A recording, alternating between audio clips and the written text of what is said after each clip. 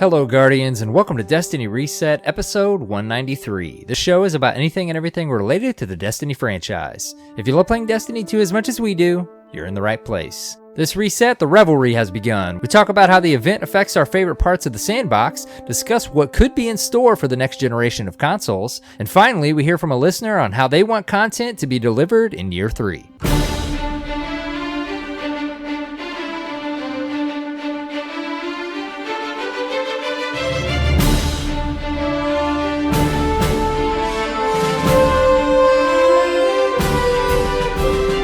Hello, Guardians, and welcome. It's AER0KNIGHT, and of course, CyborgSasquatch. Hello, buddy. Hello, Guardian. How are you? I'm great. I'm doing good, man. Great. It's the weekend. It is. Recording on the weekend. Old school. Yep. It's a semi-holiday here in the U.S. and many other places as well. Easter weekend. Easter weekend. Yep. Been spending a lot of time with the family. More to come. Got a fun crawfish boil going tomorrow. Nice. Yep. With the immediate fam. Looking forward to that. Yep. We got to get together tomorrow as well. Just good times, you know. Yeah. Always fun.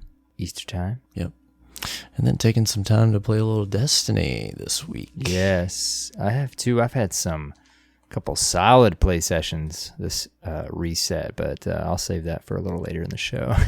All right. Yes. Well, let's do a show about Destiny, shall we? Yes. Before we get into the news, though, we did just want to take a moment and acknowledge all the feedback we got. Not negative, it was just fun feedback about our age comments last week. Yeah. We were, I guess in our conversation, it sounded like we were hinting at that 40s were old, when really that's not what we meant at all. We just meant we're getting close to 40, and we might have some young listeners. And yeah. We had a lot of not offended, but just comments like, "Wait a minute, are you saying 40's old?" Yo, not at dudes, all. I'm not old. Not in my opinion. No, not at all. The context that I was trying to elaborate on is that at a certain point when we're in our 40s, our kids are going to be of the age where they think that we're old and not cool. And I realized that would happen, in the next 10 years. And I was like, oh man, this is going to be terrible. I feel like I'm cool. I'm a cool dad, right? But I won't be. And so if you're listening, we're getting closer. And you're in the mid part of your life, we'll put it that way, I think that you're young, just like me. Because apparently, though, I'm fortunate to not have aching bones yet. But I have heard that can come in your 40s and your 50s. So at least I guess there's that. But no, we you know what? We hope we have all ages of the spectrum of listeners. So and we do. Yes, we do. So thank you, Guardians. And just know, we're in our 30s and we're not getting any younger. So we appreciate all of you. Yeah, enjoy this while it lasts. Yes. The feedback was fun, though. We appreciate all the feedback. It was I love when we talk about something random that's not Destiny related, which does happen pretty often. Yeah. And then we start getting feedback on that instead of Destiny, and it's always fun. It's a good time. Absolutely. Good time. Well, young or old, if you're listening right now, you're going to need to hear the news. Yes, This is the part of the show where we do that. There's plenty as usual. Yep. This week at Bungie, the Revelry has begun. Everyone's favorite space grandma has returned to the tower, and the Revelry is in full swing. Space grandma. Gotta have a space grandma. Yep. The Arbalist is available to earn, which is pretty cool, and I keep getting killed by it in the Crucible and Gambit Prime. So that's a thing. I quickly saw it in Gambit. Yeah, without a doubt. It seems to be pretty good, pretty effective. I also saw, I think it was a Cool Guy or Fallout. Somebody posted a video on Twitter and noted that it stacks with the special Warlock exotic that gives you Firefly on everything. So they got like a quad kill off of one shot. Oh boy, It's pretty nasty. wow. Yeah, it didn't take long for me to notice invaders just destroying me. Yeah, I'm pretty sure. And or me cool invading and getting destroyed. Yep. Also a cool thing, there's a Bungie reward up for this event where you can get a cool emblem if you eliminate 150 enemies with super abilities during the revelry. So it's the Super Celebratory Triumph is the name of it. So once you hit that, you can go to the Bungie rewards page and claim your reward. I love how they just keep adding, just keep throwing stuff out there with this program. Such a cool thing. Yeah, and I like that one. That one's, we haven't had a lot where it's just do this and get something, right? I mean, yeah, there's been a lot of there's stuff the for layer sale. of paying, yes. A lot of stuff for sale, which I'm not complaining about. My only complaint about all the stuff for sale is I can't afford it all right now. Like I have 4, soon to be 5 pins I need to buy for titles. I have the Thorn stuff I need to buy. I was thinking the title. I always forget what they're called. They're not called. They're not pins. We what are they? Anyways, this last week. We did. I just looked mine up because I almost ordered it. I thought they were more, but they're only $20. Granted, that's before shipping. They are. Now I've heard that you have to do these individually if you have more than one, and they can cost up to $15 each to ship. Yeah, mine was like 8 or 9, I think. Of course, I'm in the States, but yeah, the shipping's always there. But hey, I'm probably going to at least order my Wayfarer one if I get more. So they are the titles, they're called seals, and it is a medallion pin. Seal medallion. There you go. It does say pin. Okay. Yeah, but it's a medallion pin. A medallion pin. Does it give measurements on those things? They're not like super. They're not huge. They're bigger than obviously the size of some of the bigger pins that they do sell though. Like if you've ever gotten any of the larger, like what do they call them? Not milestone. What do they call them? I don't know. They had some sets for sale and they were like Iron Banner themed, and like one that had like the I think I know what you're talking about. Yeah, I don't know, man. Yeah. I can't do words good today. Why am I recording a podcast? It's late. Or early. However you want to look at it. Let's go back to the 12. Back to the 12. They had a pretty cool, what do they call these? A Bungie, this was called a Bungie Developer Insight, not a Vidoc, but similar in format to a Vidoc.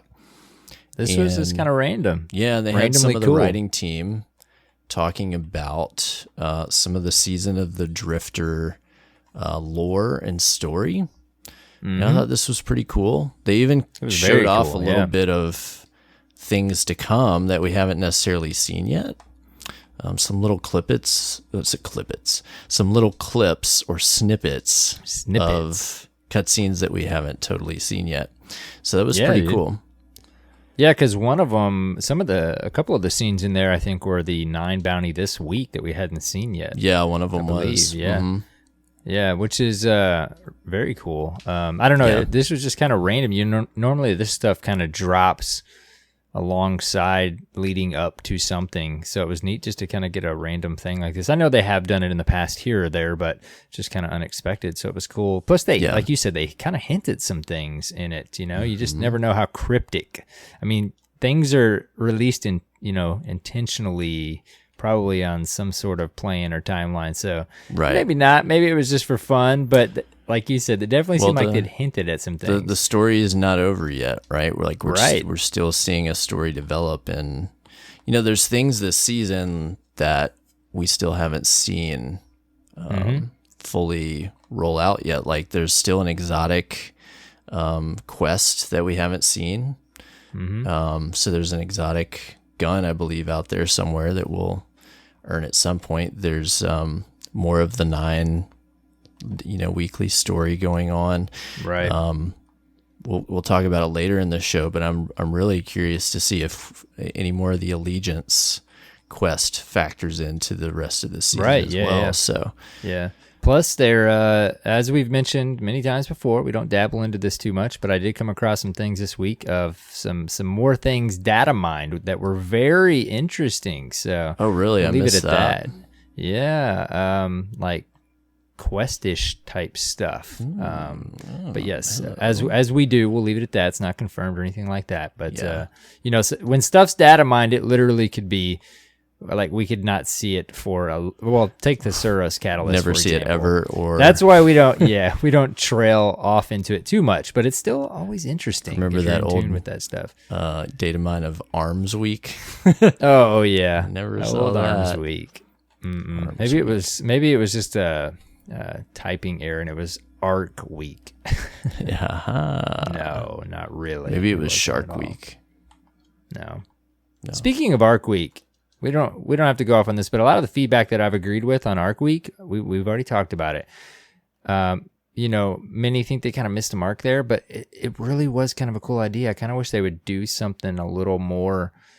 It doesn't have to be like crazy well planned out, but if we had like aligned bounties every now and then, like once a month, that would be cool to have like a elemental week each month, you know, alternating like from Iron Banner and stuff. That would be cool if they kind of tied everything into it. And then even if there was like, hey, you know, similar to what we got, like if you run, you know, during Solar Week, if you run solar classes, like you get this ability buff for strikes or I don't know. So like ways to make it fun, not too obnoxious in certain activities. Not like across we're talking about, all but, activities, which we'll get into. you know. What a segue.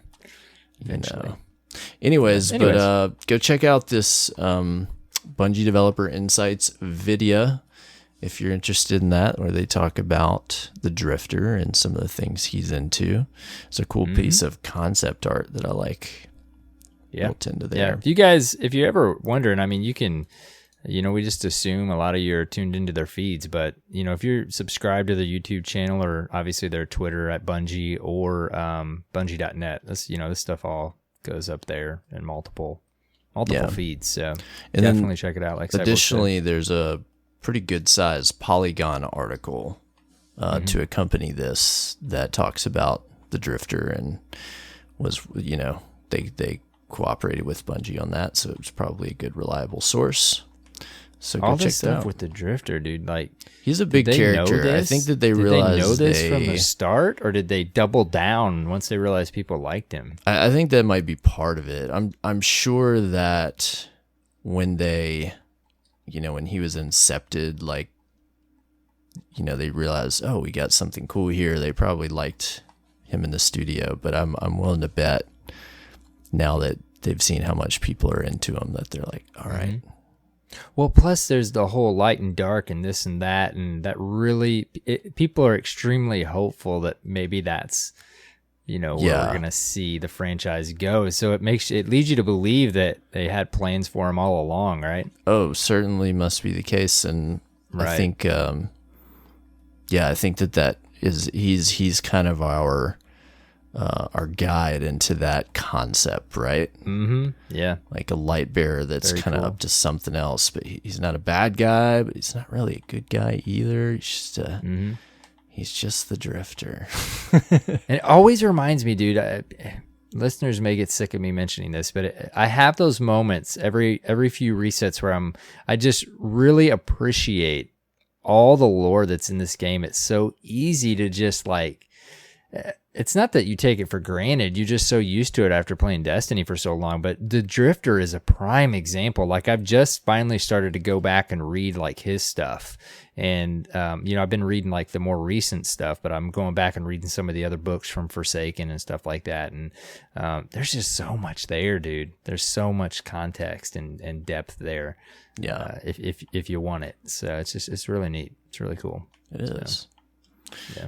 Well, in other news this week, Iron Banner returns this coming reset. You've got that to look forward to.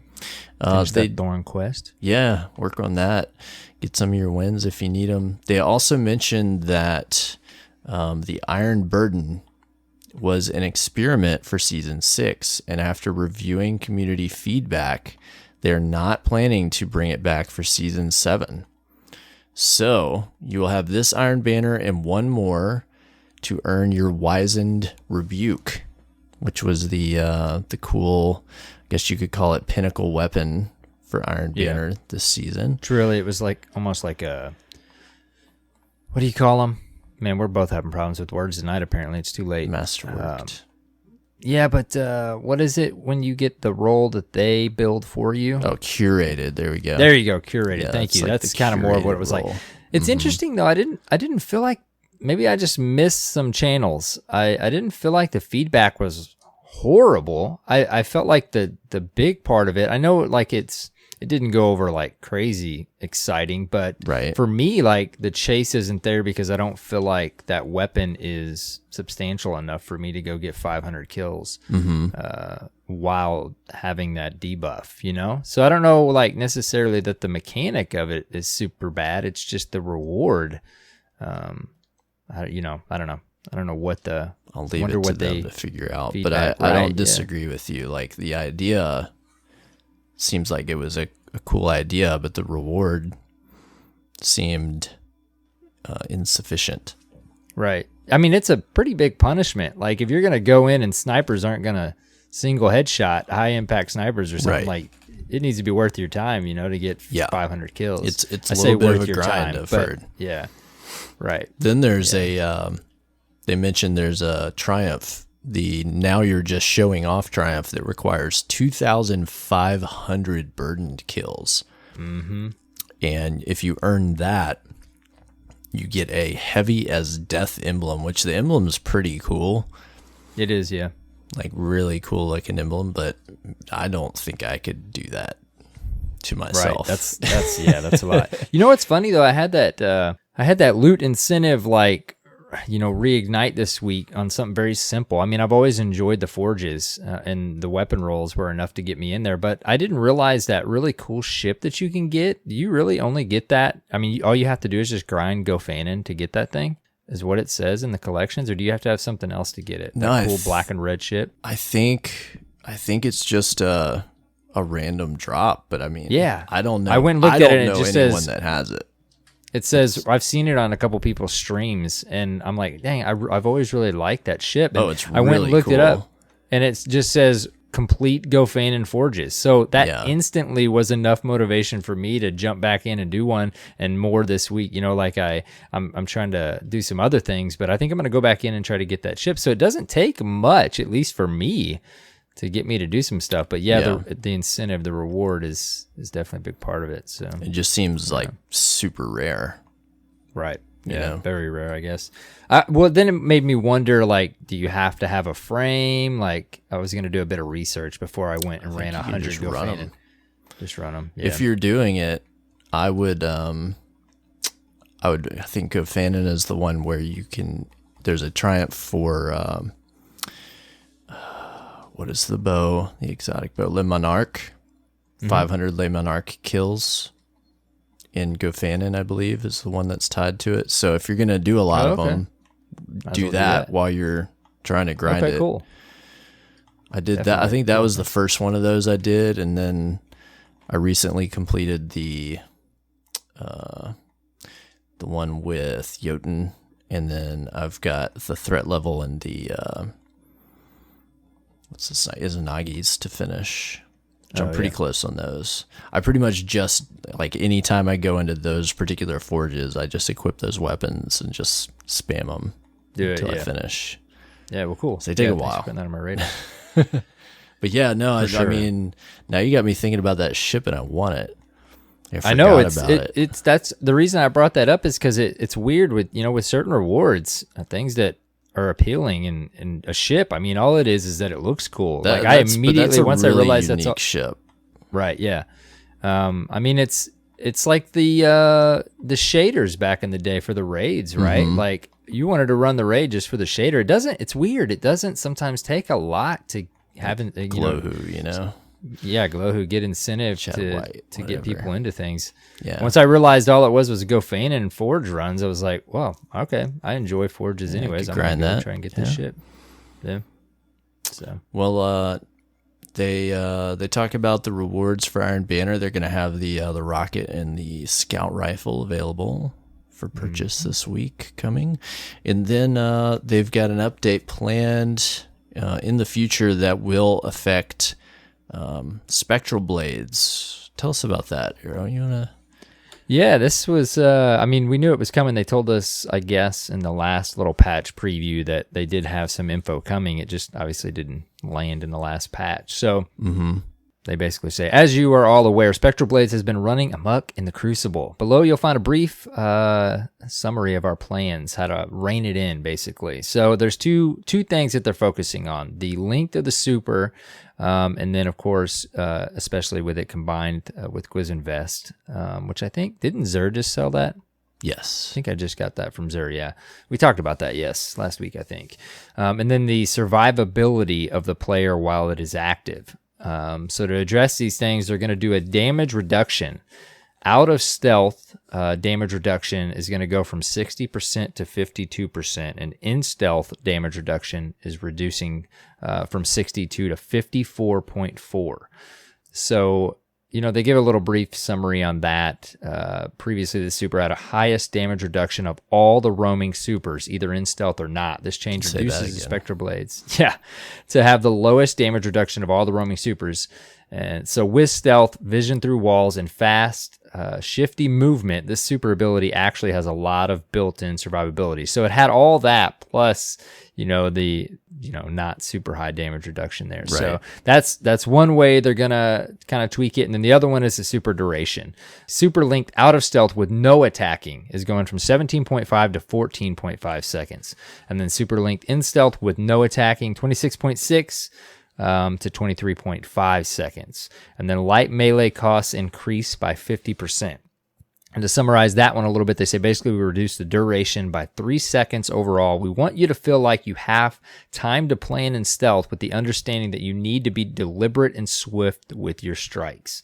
And to address the melee, they say we increase the cost of the light melee attack. It seems like a lot on paper, but previously it was almost nothing. So they don't want you just like spamming that. So they want you to still have time to think about what you want to do, but be deliberate in your attacks, like they said. So again, I do run my Hunter in the Crucible. I've ran Spectral Blades some, but I enjoy double dodge and viz so much that I usually end up running one of the other void subclasses. But this is interesting, I mean, obviously the community's been pretty vocal, maybe not the hunters, but that something needs to be tweaked a bit with it because it is pretty potent. But then they go on to say with Quizinvest that they're looking at it and maybe going to make some changes, but they're going to wait and see what the super feels like with these adjustments. And then if they need to, they might do something with the vest in Season 7. So anyways, that's interesting, man. Yeah.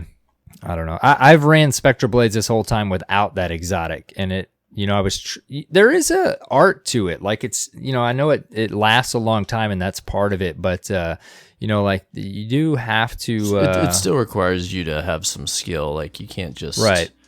But it's when you have one coming at you, like there's it's like Blade it's Dancer, hard, man. But it's weird though. One of the big things, not that you could do this with a Spectral Blade Hunter, but I miss so much being able to high impact headshot Guardians out of their super with a sniper. Oh no. I miss that. Like that is one thing I feel like needs to come back like as soon as possible, because I spend most of my time running from supers if I don't have a super. There's not too many other than goldies that I'll stick around. There's just not a whole lot you can do. The thing is though, like with a lot of the roaming supers, unless it's like hammers and you make yourself a target, like if the team holds its ground and you've got enough room, right? Yes, but not. Yeah, but true. Team shot. People just don't. They don't want to die, so they cut and run, and you get picked off one by one. Right. And Spectral's just it's scary, man. Yeah, and then when you scary try to game. hold out your spawn, your respawn, so Right. they run out, but Yeah, then yeah. it forces you, and they kill you again anyways. Yeah, It's feels like, man, bad. super is so long. Feels real bad. Painful. But that's almost a bottom tree striker now. Bottom tree striker, dude. Like you can go for a minute on that as well, but it's nothing. I don't think is anywhere near this. No, So yeah, I don't think so. there's not. Well, I mean there is Skullfurt, but there's nothing making that super go too crazy long. Yeah, PvE, yes, but yeah. that's just anyways. fun. It's supposed to be. It fun. is just fun. You got to feel powerful. Yeah. Well, yeah, needed changes coming there. I don't know when this update is going to be. If it's going to be in May, I would assume sometime in May. Yeah, you obviously Probably maybe see the one next- more update before next season. If I had That's to what I was guess. gonna say. Yep. I'd love to hear though. Always we like to hear from the classes affected though when stuff like this happens. So hunters, you'll have to let us know what you think. They all know. They're like, yeah, we've been, Send us some feedback. been spamming this. It's a little too good. It's like we got never us. want to assume.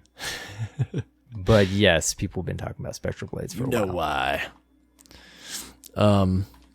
Next up, it's the 8th year of the Seattle Ronald McDonald House's used to be called Men in Kilts, now called Kilts for Kids fundraiser. And I think they changed it to make it, gender neutral, which is fair. As you can tell in the featured image, there's both men and women featured in kilts in this picture. And they have some cool Destiny swords props that I've never seen before. Yeah, Those are pretty dope. So this fundraiser is something Bungie participates in every year. They're trying to reach a goal of $77,000 to donate. So as usual, every year, if you donate, they have some perks for their donators. If you hit a certain amount of donation that you can check out. They mention every $30 you donate will pay for a family to stay at the Ronald McDonald House. If you don't know what that is, it is, I think, similar to St. Jude, where it provides a place for very ill children and their families to stay when they're seeking treatment for an illness. So very worthy cause there. So they ask you to head to the donation page by Friday, May 3rd at 5 p.m. And they have some different perks. For just $50, you can get an exclusive emblem called a Kilts for Kids 2019 Destiny emblem. And then all the way up to $1,000, you can get a tour for you and a buddy of Bungie Studios sometime in 2019 or 2020. And then also the top 50 donors receive a signed PS4 Destiny 2 Collector's Edition. So some That's cool cool, perks. too. If you've Very got cool. some money that you have to give for a worthy cause, go check that out. Such a neat thing, man, for Yeah. them, to do this every year, to, even schedule visits to the studio. That's a huge incentive to get some charity going. Yeah, it's a cool way for Very neat. to incentivize fans to do those things. Over in the player support team, the Destiny player support, there are some different problems with specifically like Eva, Levante, and Petra are not showing up sometimes when you arrive in their zones. If you're having that problem, probably need to keep reloading. They're looking into that. They also have disabled precision kill orb generation. That was part of the Revelry event in Raids, Gambit, and Gambit Prime, because this was causing frequent guitar errors, which if you're familiar with that, it's they attribute that to having too many active items in the play space. So there were just so many orbs, it was crashing the game, it seems.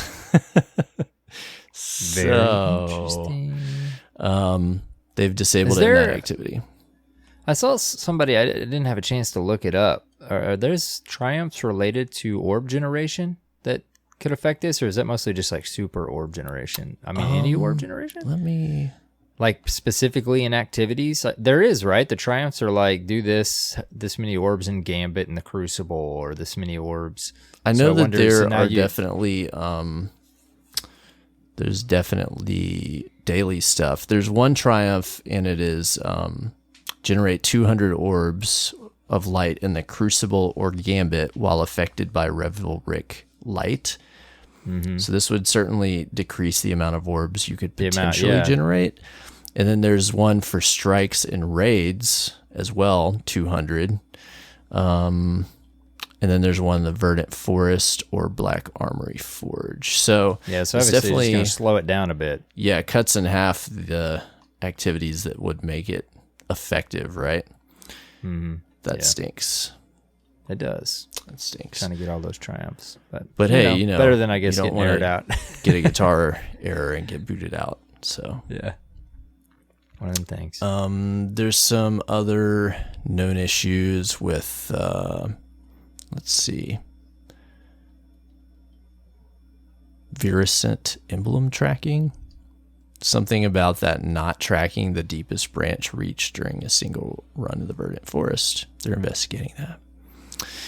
And then some other stuff that they're looking into. So check that out. Finally, some movies of the week. Go watch them. They're always awesome. Yep. Yeah, we got kind of a cinematic one this week. Yeah. Bits.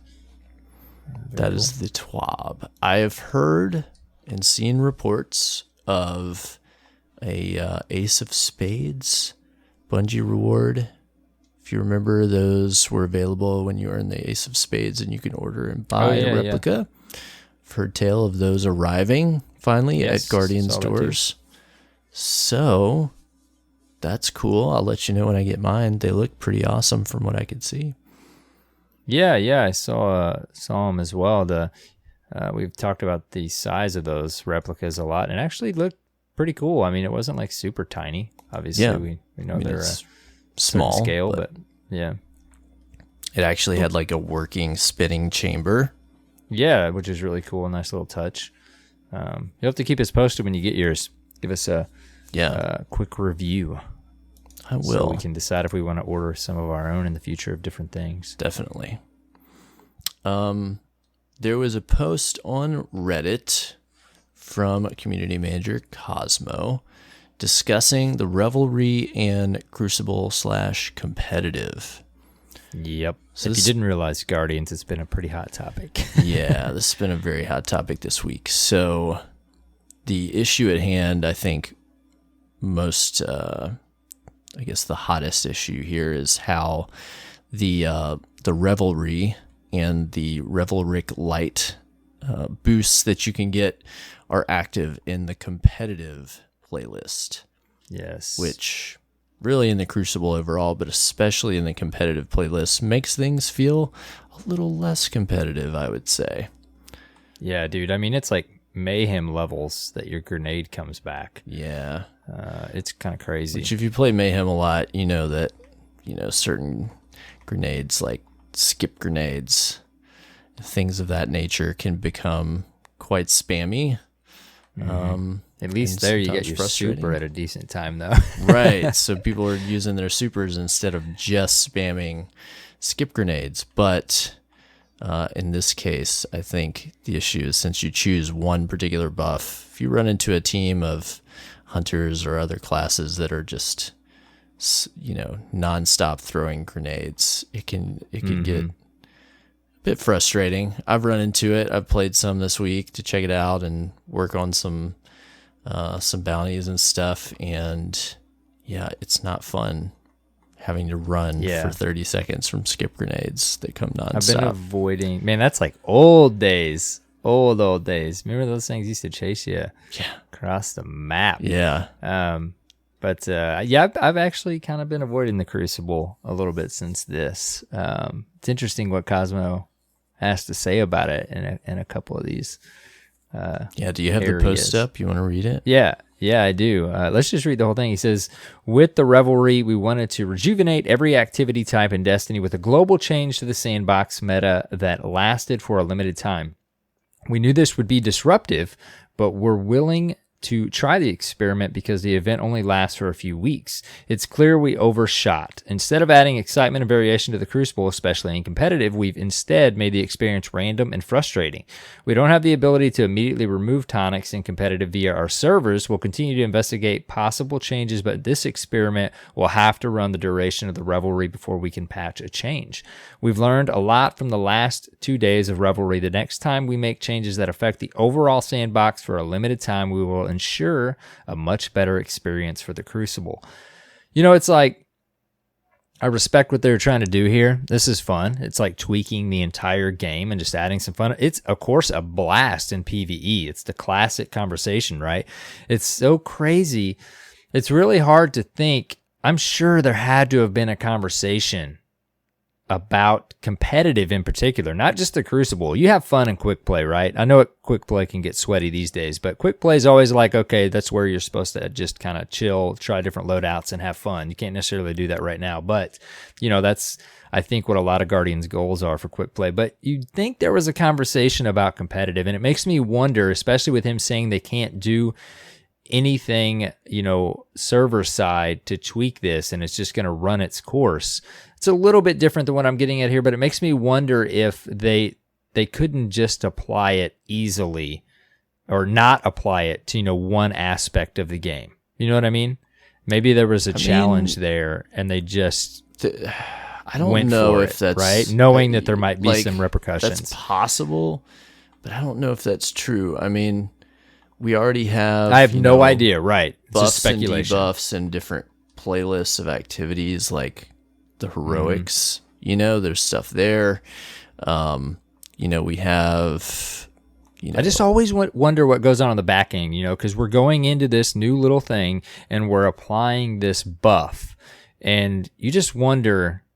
I mean, again, speculation. I am not knowledgeable in this at all, like how that's coded into the game. Mm-hmm. And I am just kind of, as a Crucible player, there had to have been a conversation about competitive, you would think, right? You would think especially with as fast as it creates, the cooldown, the decrease of the cooldown of this stuff. Because I mean, you can grenades. There was a clip I saw on Twitter. I don't remember who it was. It just came across my feed. It may not even, how Twitter works. It may not have been somebody I even follow, but it was like, this is the Crucible right now. And it was just like nothing but grenades. Just which could be fun, right? It could be, but if you want to play Mayhem, but right, if you want to play Mayhem, you're there to play competitive and right, which we were talking about before the show. Like, I'm 3 or 4 games away from Fabled after the run I talked about we had last week, and I'm like, I'm probably gonna play some Iron Banner, but I think I might not mess with it until this is over because I don't want to Iron Banner go on a losing streak. Yeah, I didn't even think about that. That's gonna be interesting.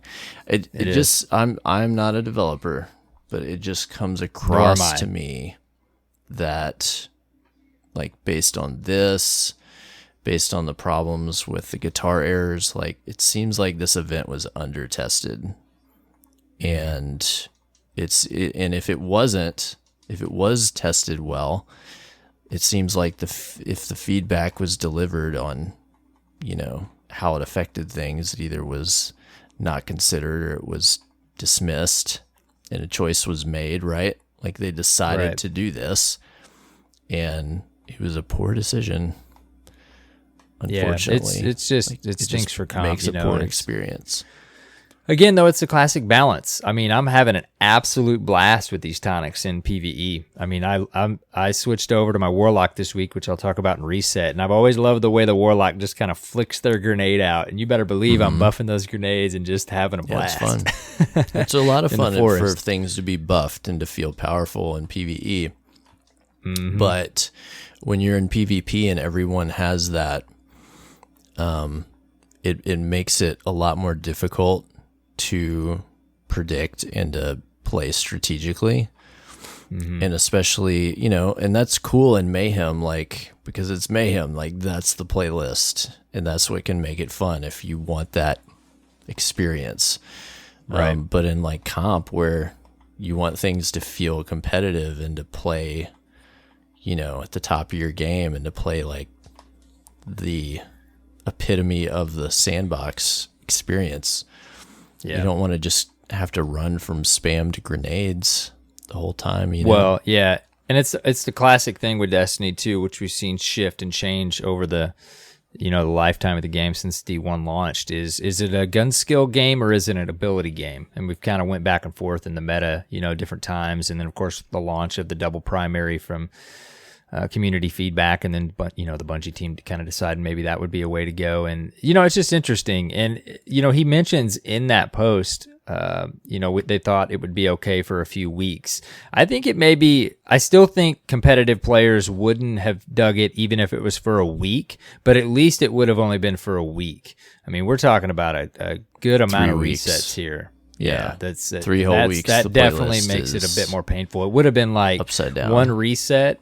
Like, oh man, this stinks, but at least next Tuesday I can jump back in. But now it's 3 weeks. Yeah.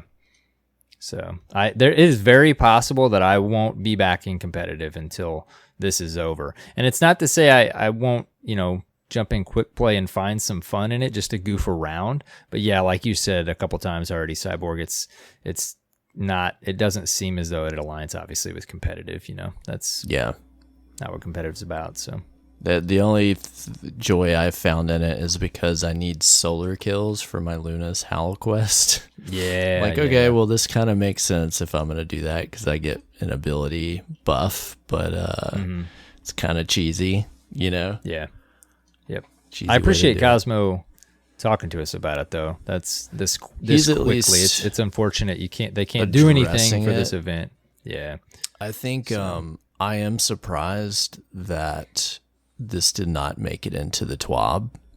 Oh, right. Yeah, I thought the same because, we even had some of our community post like nothing about these in the TWAB, and then I don't. This. And this was posted before the TWAB, and I don't understand. There's certain things that the community team will comment on or touch on when they're discussed on Reddit, like, hey, there's this weird bug going on, what's up with that, or this or that. But this seems like a more major like conversation, right, that needs to be had, and they deliberately chose not to include this in the TWAB, where more Guardians are gonna see their stance on this, like, hey, yeah, we hear your feedback. We realize this was not a great decision. But instead, which is weird because in a that's Reddit what thread as a comment somewhere. Yeah. Like, it's not saying that they're trying to hide that, but my point is they decided not to address it in the bigger venue where they post information, right? Mm-hmm. Yeah. Yeah, it's interesting because his tone is that, they goofed up, sorry, we thought this would be fun, but, we've gotten feedback already and we understand, you want to say they goofed up, but post feedback, they realize, okay, maybe this wasn't a great idea. So the tone is there of, like it is with them and the community and the relationship there. Like it is weird that they didn't put it in the TWAB, because it's not like his post said, we just wanted to do this, and it's just we're just gonna, you guys, unfortunately we can't do anything about it. You're gonna have to write it out. Like it was, kind of a, even though it's not needed necessarily, an apologetic tone of like, sorry, we thought this would be fun, but obviously it's not. Yeah. So it is weird that it's not in the TWAB, like you said, the more mainstream post, if you will, that a lot more Guardians probably stay in tune with. Right. Yeah, if I wasn't so tapped into like all the different ways and sources that I can find this information, then I wouldn't know they said anything at all. Right. Well, even, myself, I'll speak for myself. I follow a lot of different Bungie feeds and channels, but there's still stuff that I miss that I see sometimes only because I am associated and friends with a lot of different Destiny players and fans, and then that also allows it to have more of an opportunity to come across my feed. And in all honesty, that may have been how I saw this initially, as I saw people on my feeds talking about it. It's not like I go check Cosmo's post history Right. on a daily basis. Right. I'm not. Yeah. So definitely. Well, I don't know. Anyways, I think this is really unfortunate that, whole playlist that, it has its own community and people that enjoy that specific activity is pretty much just SOL for 3 weeks. Like, yeah, right.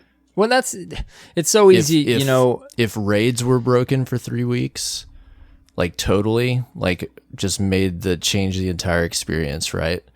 Or right, yeah, strikes or Gambit, like this would be a big deal. Like people would be raising a lot of heck, but being that it's comps, just kind of like, all right, yeah, comps down, and that's kind of like an unfortunate barometer reading on. That's what I was PvP just right now. Gonna say, dude. Yes, that this is not a big deal. We don't want to harp on it. It's not what we're meaning to do at all. But that's exactly where it's a big topic right now, and something we're spending a little bit of time talking on is because it is unfortunate because it's just the getting PvP like community right now bad end of the stick in a lot of ways. It seems right. Yep. So and hopefully it turns around a little bit here sooner than later for PvP players. Yeah. And even for players that play everything and just want to go enjoy PvP, like you said, like you're not going to go play comp for 3 weeks, so that kind of stinks. Yeah. Iron Banner may not be very great either. Like, is there going to be a lot less people in Iron Banner, an activity that already has a low population? Right. True. Yeah, and of course obviously.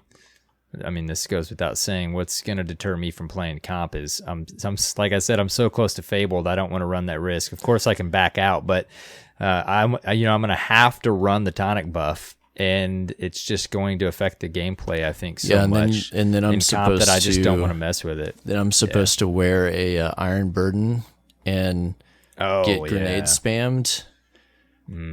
Even easier, like. Two hits from the skip grenade, yikes, man. At least Iron Banner is kind of what we like to think of quick play as the fun experience that you want to go in and just goof around with your friends, try different loadouts and stuff like that, and there's no rank that will be decreasing. That's the plus side. But yeah, I'll be in Iron Banner, though. I'm going to jump in. I'm going to throw that grenade buff on, and I'm going to go try and finish my Thorn quest, and, I'll have a good time. Good luck, buddy. I hope you have fun. Yeah. I probably won't be in comp, though. Another thing worth mentioning, we thought this was worth throwing in this week, was there was some news first delivered via Wired magazine, an exclusive with Sony, detailing some of their next generation hardware. Right, yeah. And this is no name yet, nothing super concrete, but some technical. There's even articles saying PS5 just because it would seem so unlikely that they wouldn't, but you're right. There's no confirmation of the name of the console yet. So that's interesting. So some of the specs on this thing, it's going to be an AMD, I think an 8-core processor of the Ryzen series. There's going to be a Radeon Navi family GPU that supports ray tracing. That's a big deal right there. It also has a custom unit for 3D audio. And what else did they mention in here? The big thing that they talked a lot about was a special, like, custom made SSD that is going to be supposedly, way faster and a lot more specialized than what's kind of available typically in the market right now. And they gave some examples with Spider-Man PS4 game, and compared, like, there was some kind of dev kit or model kit, and they did, took a PS4, did a fast travel bit, and it took, I want to say, like 15 seconds to fast travel to this place, and then they do the same thing on their next gen dev kit, and it took 0.8 seconds to do the same thing, which is just, really crazy. Now, when you've got, huge game that has ray tracing and like, I think they even mentioned 8K support. Yeah, they mentioned 8K. Things may not be that fast. It almost feels like this is going to have to be a necessity when we move to games that are going to have the file and texture and graphics, sizes that are going to be part of next gen, like how important that's going to be. So I would be surprised to, see sub 1 second loading times on everything in the future, but it's still pretty impressive. Right. Very cool. And they even bring up like the fact of, imagine what games are like when you don't really have loading screens anymore. Like there's so many UI elements that are built around like what you do during a load time, like inventory screens, taking Destiny, like flying in your ship from place to place. Like, what if that just didn't exist? Yeah. What would they wouldn't have to fill that time. Interesting stuff.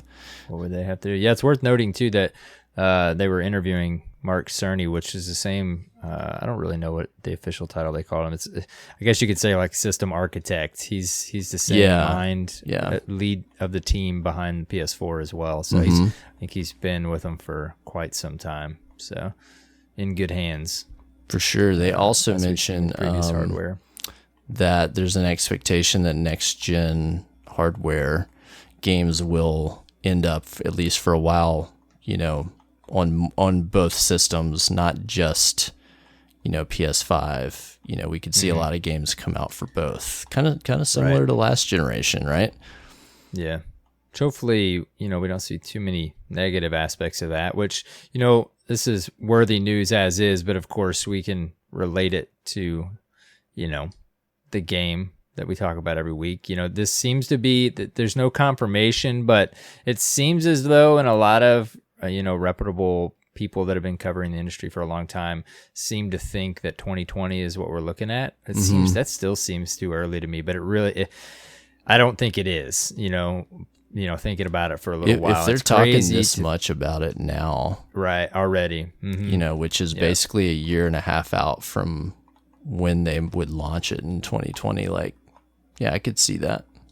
Yep. And then of course, like I was saying, Cyborg and I were talking about even before we started recording, looks to be like it'll be lining up nicely for a Destiny 3 release. Who knows for sure, but it seems possibly as though. And it's interesting, man. I love watching the lead up to next gen console releases. It is so entertaining and everything is so strategic. Like Sony, this is the start. I mean, it's already started, but this is a good another notch in the fun of watching this pan out, because this is the strategic news spec release. Like they talked about this, I'm sure, when they wanted to release this information, get ahead of Xbox a little bit, maybe on specs and stuff like that.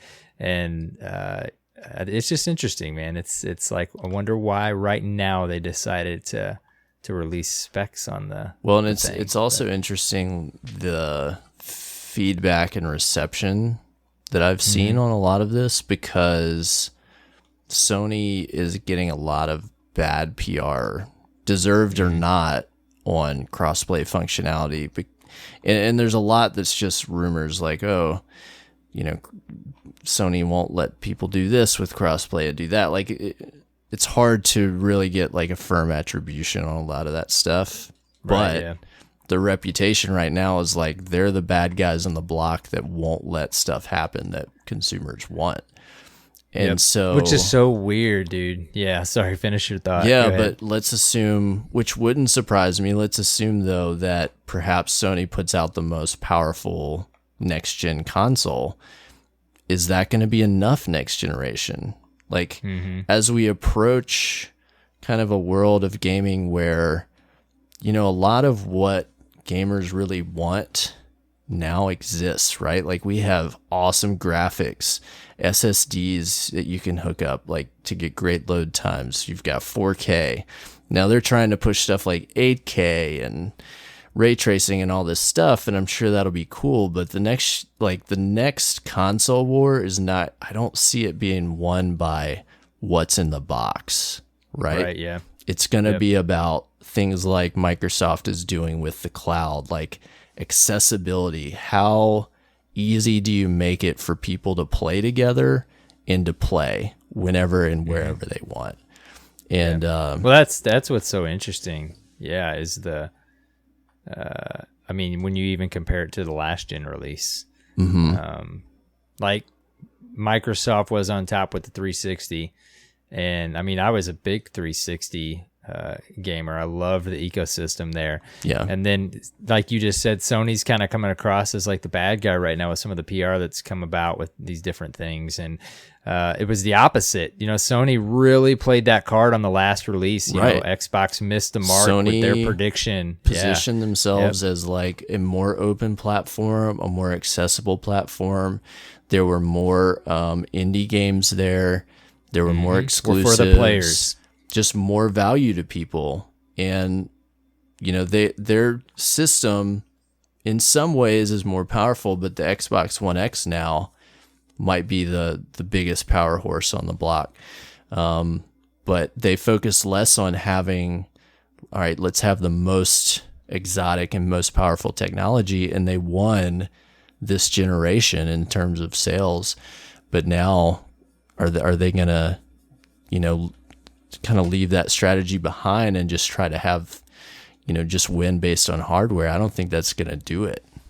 Right. Yeah, no, I agree. And gamers are fickle, man. Like you can't, they are. Yep. You can't rely on 5 or 10 years worth of customers to then turn around and buy the next gen system because they were on PS4, you know? Right. Yeah. Like people, I mean, it's back almost and like forth. we're unintentionally fickle, you know, like it's almost like we don't even know for sure what we want to see 100% out of the next console. And they're obviously trying to predict that. And, you know, the example was, like I'd mentioned, Xbox missed the mark with the, you know, what they thought would be the next gen console with Xbox One. And they've done a really good job of working at it over this generation, the ship, if you will. Right. So now it's just funny how, you know, it seems like the tables turn, you know, now Xbox, you know, Sony's even pulled out of E3, right? Along, you know, Nintendo's done that for a couple of years now, I think, but Xbox has not, you know, and it's going to be interesting to see what they tell us about their next console. And like I said, they're already seeming as though they're kind of like front and center with the gamers because they've worked so hard this generation to get back on the right track of what their community and their ecosystem is and what they want. So I don't know. I mean, this stuff's fascinating, dude. It's fascinating to watch it. Yeah, there's a lot that's going to play out over the next couple of years, and you know, especially how it affects a lot of our favorite games, just like Destiny. But I think ultimately there can be many winners. Oh yeah, in the future of gaming entertainment. But I'm eager to see, you know, what a lot of these companies do that can bring us things that are new and things to make our experiences better, you know, enhance community, I think is a big way to win.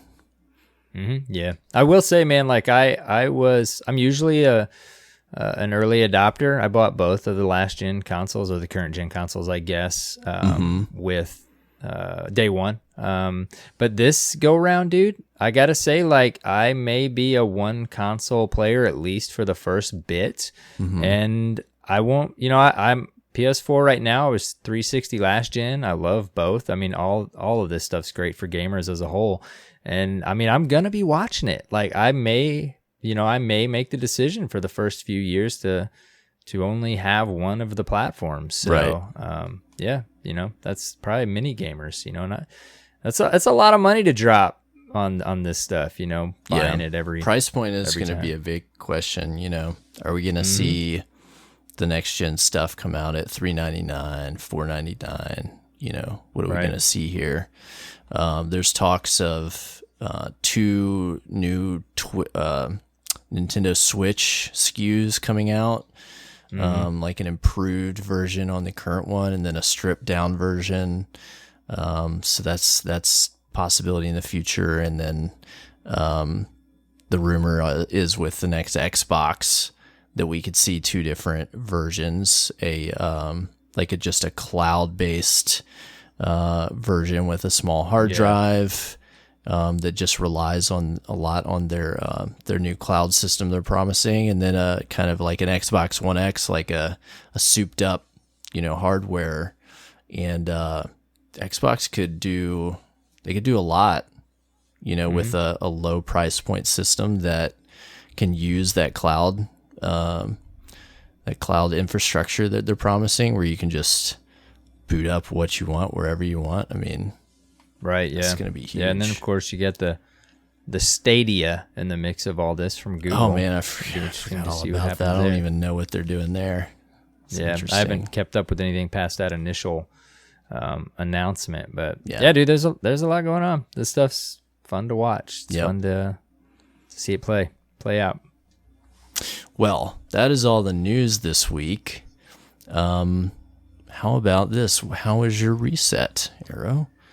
Dude, I've had an excellent reset. As far as accomplishment, I did ding 700. I hit 700. All I needed was a Titan mark. Yep. After last episode, 1 Titan mark. I just kept getting dupes, but I did finally get it. And of all things, the class item is what I needed. So that was fun.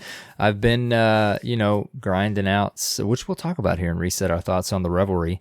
I have been jumping into the Verdant Forest and doing that thing, but I don't know why. I just decided once I hit 700, one of my favorite things now this season is that all of the pinnacle weapons are triumphs. So I don't know if that incentivized me a little bit, because the first season they weren't triumphs and you couldn't do it across characters, and then the second season the Crucible one was right, but not the strike. I say the second season, the second implementation of those in a season, and then this season they're all triumphs. So I was like, you know what, I love playing PvE stuff on my Warlock. I'm just gonna hop over there. I can work on the Revelry stuff, try to get those triumphs, and I can still get the consumable, whatever that thing. I can't remember what that's called. What is that called? The little orb. Anyways, you can the essence, the Reveler's essence. Yeah. I can get that obviously across characters. I can get the triumphs across characters, the pinnacle weapons. So I jumped over to my Warlock and I'm like, let's just have some fun for a little bit here. Dude, I went from like, I was telling you this before the show, I went from like it was somewhere between 620 and 630. I threw my 700 weapons over, and within like 2 to 4 hour play session, I was up to like 685 or 688. Wow. I can't remember for sure. I couldn't believe it, dude. Like it's been a while since I've leveled an alt. In Destiny 1, I did it with all 3 characters, right? I think you did the same. Like I leveled 1, jumped over to the next, because I usually go Titan, Hunter, Warlock. But this, like the way that it is now, I play a lot of Crucible with my Hunter, and you don't have to worry about power level. Obviously, there's no trials with power level matters. So obviously Iron Banner, I guess, but still not really, I guess you could say. So I don't really, I may, as fast as this went, do it with my Hunter, but my Warlock, dude, I love PvE content. I love the Warlock subclasses, and I actually still haven't fully leveled my subclasses, which is a slog, dude. Like it takes so long. I don't remember how long it took. And you think you just have to go 100%, but no, you have to go 100% on every node that's in the tree. Rough. But anyways, yeah, so believe it or not, I'm still leveling some subclasses. That's how long it's been since I've like focused on my alts. And I played that play session and one more.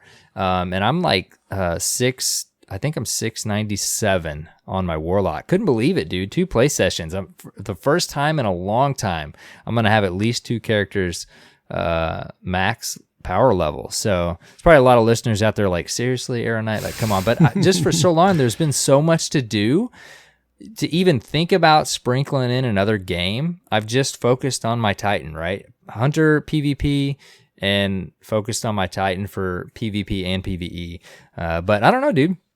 Like it's been a blast. It's always fun to jump on another class and goof around. And I've been running that attunement of control, or sorry, the middle tree, the new middle tree. What is it? Is it attunement of control? I think. Yeah, just the beam. I don't know what it's the called. The newest subclass. You're an old warlock. Now you're a Titan. Anyways, it's been fun, dude. That's been most of my reset.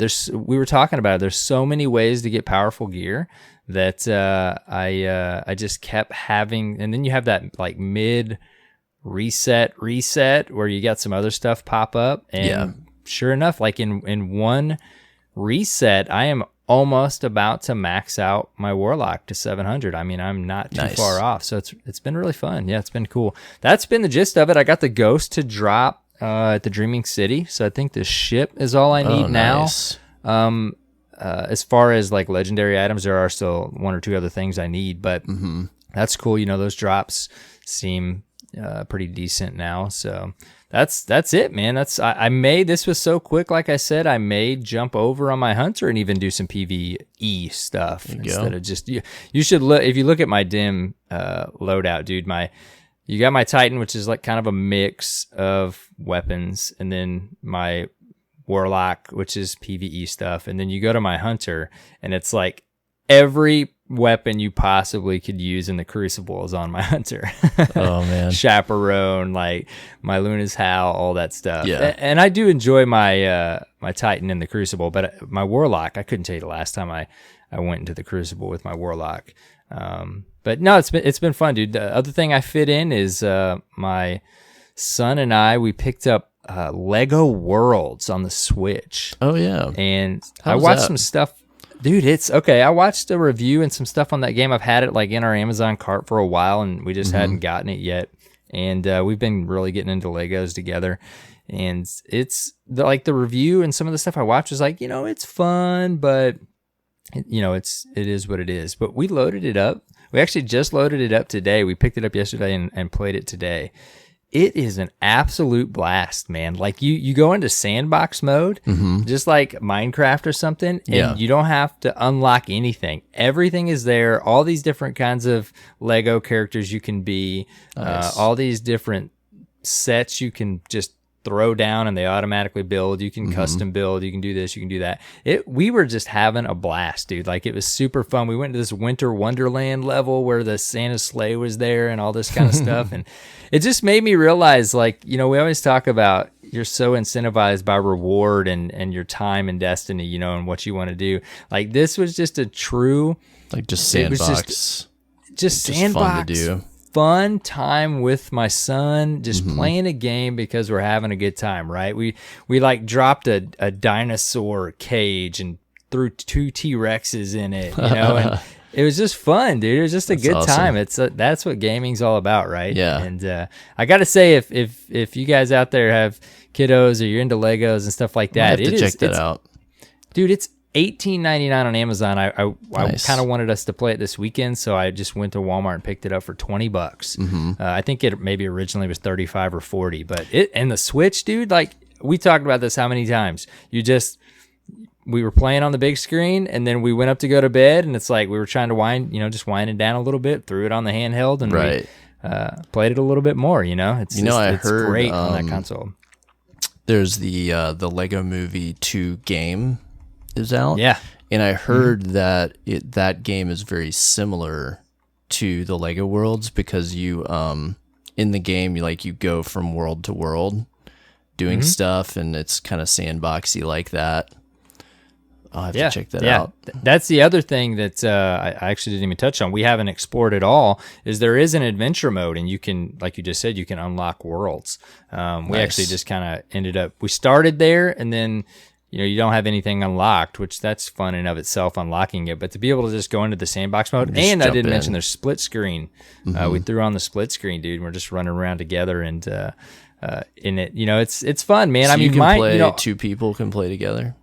Yeah, two-player nice. split screen. You load up into a world, like he would load up into a world. I would just press start on our other controller, and boom, there I am. I can do everything he can do. That's cool, man. I might have to grab that. Yeah, it's super fun. Sounds fun. I mean, it's, Lego is Minecraft, right? Like it made me think if Lego could have got out ahead of the idea that Minecraft, and that creator there, what he had. What's his name? Notch. Oh my goodness.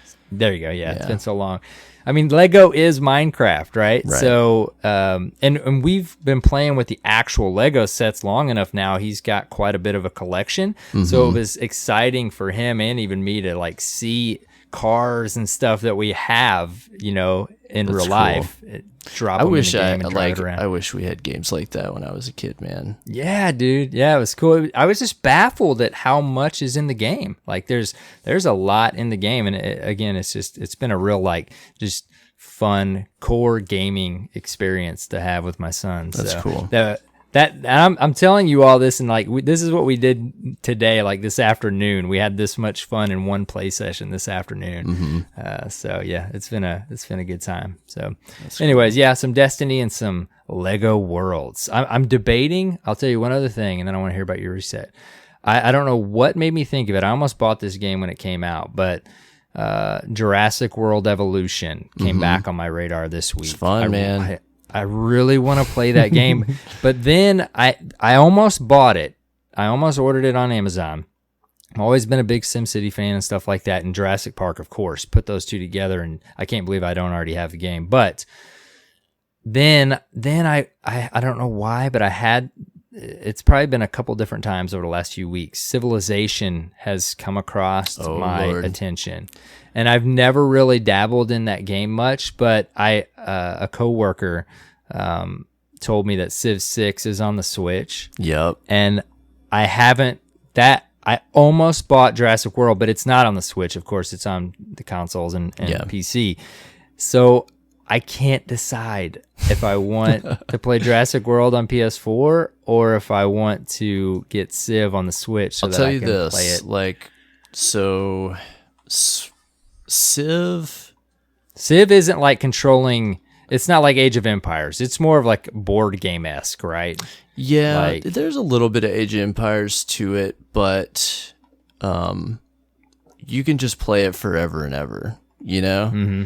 Yeah. Like games can last a long time. You can definitely get sucked in and lose yourself in that game. That's why I'm careful about Civ. Now, Jurassic World Evolution is cool because it has a sandboxy element to it, but you do feel like you're playing through a campaign of sorts.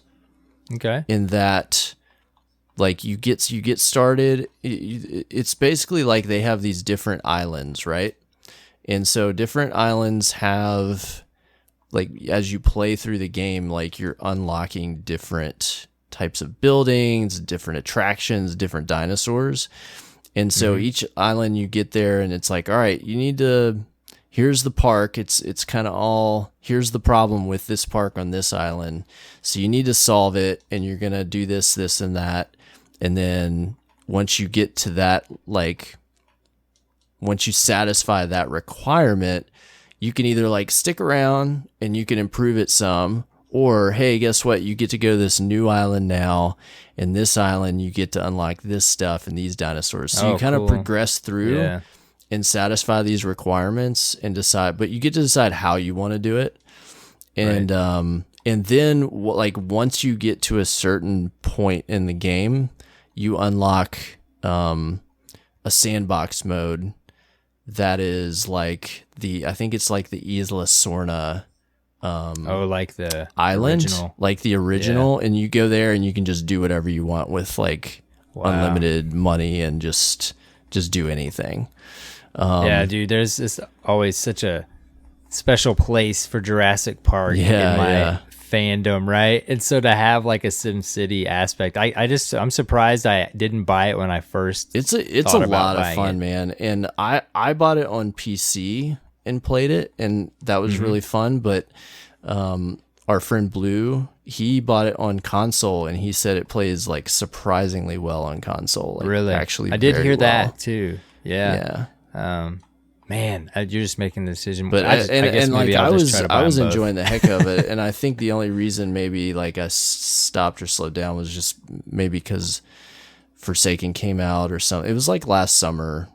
It came out last summer. Yeah, I couldn't believe it was that long already. Yeah, that long ago. But it's a lot of fun, and they kept like adding content and adding dinosaurs. Yeah, I think there was actually. I looked up some stuff, because I was trying to decide between the two, and I think they released a patch recently with some additions. But then I saw apparently if you own Civ on Steam and on Switch, they released a video not too long ago showing that you can do cross save between Steam and Switch of all things. If you want to go back, so that even made me because of course games like Civ and Age of Empires, I'll play them on console and I'll enjoy it just as much. But if I can jump over when I feel like it and play it on PC, those kind of games, that's excellent. So that made the decision. Dude, what would be difficult. really fun with Civ would be to get like 3 or 4 friends together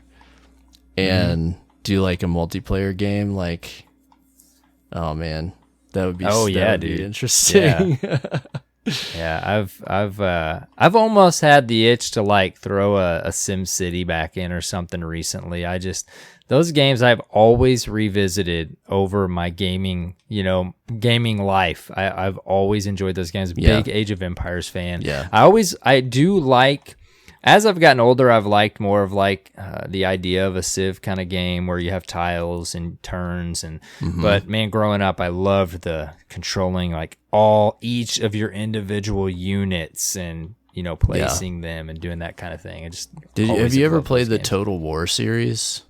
I haven't. That's another one that's come across Total War many times over the years. Is so cool because it's almost like playing Civilization Light.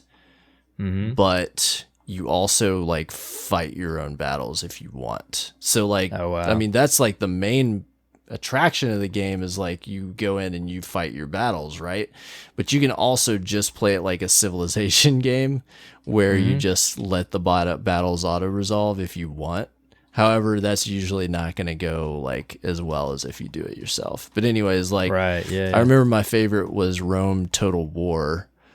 And I remember hearing about that one. That game was amazing. And but it had like a really fun like civilization sim aspect to it that I really enjoyed. But then you could go in and you could fight your battles and do all that stuff with your hoplites and fight the elephant armies and Macedonians and all that. Some sort of purchase in this genre in my near future. Sounds like I don't know what it's gonna be. Be careful because it'll suck you in. Oh yeah, it's been a bit. You'll be up at like 4:30 a.m. and you're like, oh god, but I need one more turn. But no. And dude, you're talking about this is I went so long without like buying very many games because the backlog we've mentioned is already full. And then I've bought Anthem and Division 2, and now I'm talking about buying Jurassic World and possibly Civ 6. And I'm playing Lego with my son, and it's like, okay, I'm gonna have to reel it back in. Like I can't. I'm already like, I don't even know how I'm gonna play Division 2 right now. I don't even. Another good entry in that realm is the XCOM series, which. Oh, dude, yes. XCOM I played the first. 2 came out a year or two ago, and I never picked that up. I need to play that. Yeah, I didn't either. The first is great, though. I love those are the kind of games I don't know how much I would have played in my younger gaming years. I mean, I probably would have liked them, but as I've gotten older, I don't know why, I love that that managing of systems more than ever now. Like that, I love that about XCOM when they can mesh the two. Of course it is turn-based in XCOM, but if they can mesh the two and then you're managing all this stuff behind the scenes, that stuff is very, it's interesting. It kind of keeps you on the edge of your seat trying to keep all that balanced and stuff. It can be stressful. Yeah. We'll say that XCOM, I remember XCOM kind of like being a little bit stressful when because you'll lose one of your soldiers that you've had since the beginning. Gone. And you're like, no. Yep. Then you go back to your base or whatever, and you got this stuff going wrong. Yeah. Man, talking about some fun games. I took us way off on a tangent You got to tell us about your reset, dude. All right, What have you been Destiny, remember? doing? Yes, Destiny. My reset. So since we spoke last, let's see. I finished the Triumph for the Pinnacle weapon for strikes this season, and I got nice. What is the name of this gun again? The Scout rifle. SR something? Oxygen SR3.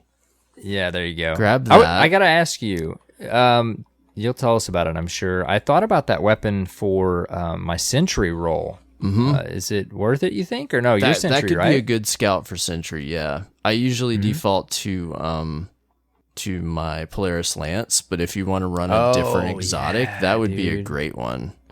Yeah, because of that, the perks that it's got, like that would be great. Yeah. I would say like it's fun. It's a little underwhelming, but it's a cool gun. It's a cool idea. What else did I did? What else did I did? Man, I'm trying to remember. I played, let me tell you, I complained about this last week, trying to complete reckoning runs with blueberries. So frustrating. Oh, dude, I still am 0 of 4 on my Titan. I haven't even attempted any over the last few days. I really want to because I need my tier 3 helmet. I don't have any tier 3 gear yet. I was trying Monday night to get like just one more tier 3 run on my hunter so I could finish his bounty, and I just for like an hour we just kept like failing at the boss, and it was just driving me nuts, man. Like people just not playing well or not running the right gear, whatever, Well, plus then also even loading in to a instance that is like a fresh start, right? Not having to wait around. Yeah. So that's kind of a frustrating thing. But this reset with the Revelry, I've been playing that a bit. Have you played that activity, the Verdant Forest? Do you have any thoughts on Verdant Forest? Dude. I mean, I again switched over to my Warlock, and I loved that I could just do some things over there. I love the Triumph. So I've as a whole, I've really enjoyed the Forest. I love how you can just keep going and going. I think I even heard. I had heard of somebody like hitting over 100 waves, and then I caught wind of some team that hit over 500 or something. Yeah, Redeem, Glad, and company. Was it Redeem? Okay, yeah. I didn't realize it was them. They hit 503, I think is what I heard. Yeah. I've enjoyed it. I think, again, I don't mind the iterations of the Forest. This one has been pretty fun, and I like the little areas that kind of go off and you get an extra chest or whatever. It does. The only thing is, you ultimately end up doing the same thing. You make it as far as you can with not many rewards, I guess you could say, just building up the material. And then no matter what success you have, you end up at waves of bosses. Right. So it would have been cool to see, like we've mentioned in the past about with a horde mode, like every 10 waves you get a boss also in there that could drop something. Yeah. Instead of just waiting to the end. Yeah. But overall though, like they've hit the mark with like the something being repetitive but still being very fun. Right. I'm enjoying just going through and shooting like aliens. Working against that ticking clock. And it's something you can kind of just, not totally mindlessly, but you can just kind of go into the zone and run it. And then you're getting that buff, so you can choose which buff you get that's going to help you and increase like your cooldown or decrease your cooldowns to do that stuff. And that makes it fun for sure. I don't know, like I think I still like the Haunted Forest a little more, but I like this iteration. Like I like this is fun to me. So I wouldn't say like, oh, I hate it, I don't want to do this, but I would like to see Haunted Forest return because I enjoyed that so much. Yeah. Well, this has been the most we've seen of the same type of a horde mode, I guess. Right. They've always hinted around at a horde mode, and I've always said like it'd be cool just to have a place like the Infinite Forest that persists through content that they just, iterate on or build upon instead of getting another Blind Well or another Escalation. Well, like while those things were fun, I've always liked the idea of, the lore being there and stuff of like an Infinite Forest that they could just keep throwing back in, but it's still like the full play of it there, like the implementation of it isn't quite there yet. Like it's almost there. Destiny is just built so great for a horde mode because, like you said, the Verdant Forest is an exact prime example of like you just like zone out, even solo or with a team, and you just go shoot things and get loot. And the more loot you can put in there, the better. So I don't know. Overall, I'm enjoying it. I still don't have the exotic yet. I've got like 2 or 3 more triumphs I've got to unlock before I can pick it up. I've got enough of the materials. But this is obviously more of a fleshed out event. And I like that it's 3 weeks and I am enjoying it. So anyways, man, are you? And yeah. What else have you been doing? So I think it's a cool event. I mean, I think the implementation and stuff is fun. There's bounties that give you rewards for doing different activities. I thought it was great that there's a direct path to the powerful armor, and by doing like the weekly bounties. Yes. And you can do get the whole set in 1 week. It's well thought out, because if you just want to do one character of your 3 each different week, you could do it that way, right? So you come in, knock them all out 1 week on your primary, and then next week run another guy, next week run another. And then also I've heard that the drops on those weekly bounties are there's not like a in Destiny term, but they're a powerful drop, but they're a big bump on the drop. Like you get a big gain from those, which is great. So I'm going to use that on my warlock that I need to get a little jump on power on and power him up. I'm gonna go and run some of that on him and take advantage of that. Yeah, that's what I've been doing. Yep, on my warlock as well. Now I don't think either of us. I haven't quite got the Arbalist yet. I'm close. Yeah, no, I haven't. I've got right now I'm at 5 of the 7 triumphs, but we mentioned earlier, like we've seen some gameplay with it. It looks pretty cool. I'm eager to get my hands on it. That's for sure. Yeah, I think I'm definitely probably gonna get it out in Gambit, because your primary weapon is such an interesting slot in Gambit. Like I've been running, I mentioned this a few episodes ago, Risk Runner, like crazy. I just got it to drop again. Then I realized I had got the catalyst unlocked, and that thing is just unbelievable. So I've been running it a lot, and now I'm like, what do I do? Because I like the idea of trying this thing out, because it's a primary, right? It's a primary exotic. Yes. So the thing about your primary slot in Gambit, at least for me, I don't, my breakneck is cool and everything, but I don't use my primary a ton. So I'm like, okay, if I can use this thing and effectively maybe with my invader set or something, have it in my primary, and then find something that's pretty potent in my secondary. Obviously, it can't be Risk Runner. Like maybe I got myself a decent loadout here, but I don't know. What if I told you I hear that it feels kind of like No Land Beyond? Oh no! Don't say that. I haven't heard that. I've heard this. That could be. Fact. How is it to shoot? Like, because it's a new weapon type, right? Is it just like a single? It's like a linear fusion. Yeah. It's so you charge it up. Snappy. Yeah. It seems like it's got a slow charge, or maybe a fast charge time. So.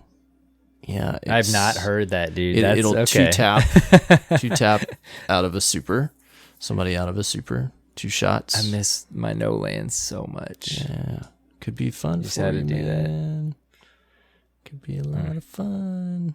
Make sure you get it. Well, I'm gonna have to get it and talk to you about that. Man, just an aside, clean out your postmaster. I just lost 600-700 pieces of gear because I ran 5 strikes and was getting a lot of stuff. Dude, you get so much from strikes. Yeah. Ouch. That's okay. They'll be replaced, but just clean out your postmaster, all right, people?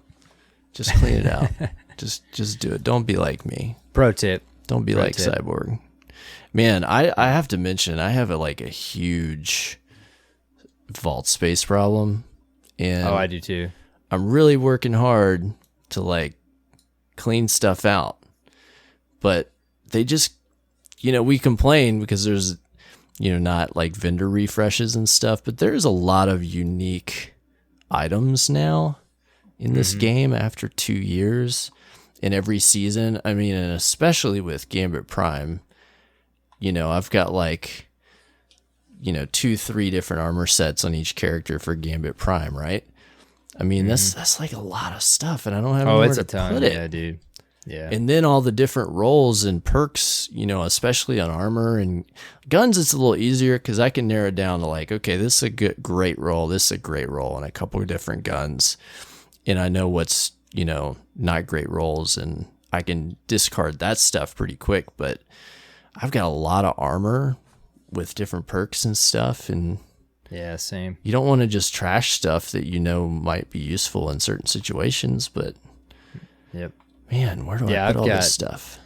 Especially PvP, like my Titan, obviously, like I mentioned, I run both sides of the game, and I have all, different helms for different targeting, it's like you want to run the best set of gear you can with your weapons, so you don't, I've almost, like dismantled my pulse rifle targeting helmet or something, and I'm like, no, man, like I can't do that because I've got my beast blast furnace. Like, what if I just want to throw that on one night? I can't get rid of this. Right.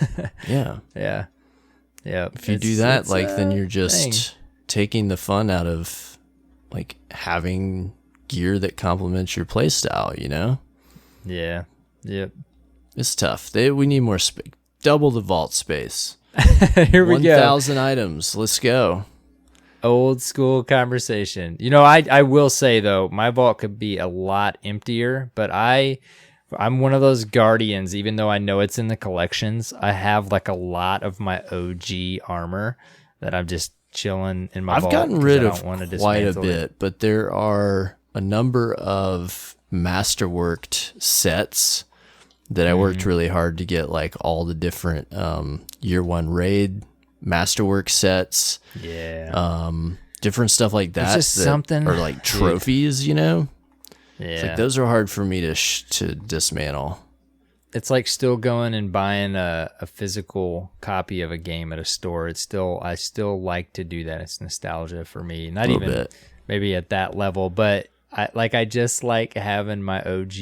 It's something about it being in the collections. It's just different. I like having it in a slot in my vault, so maybe that makes it to where I can't complain about not having vault space. I don't know, but that is what it is. I'm not a hoarding guardian, I won't say, but I have enough rolls of things in my vault that dude, I'm like flirting with like 5 to 10 slots available, and that's it. Oh yeah, constantly. I mean I'm usually totally full, and every week or so, I go in and I comb through stuff and I dismantle like 10 to 20 items.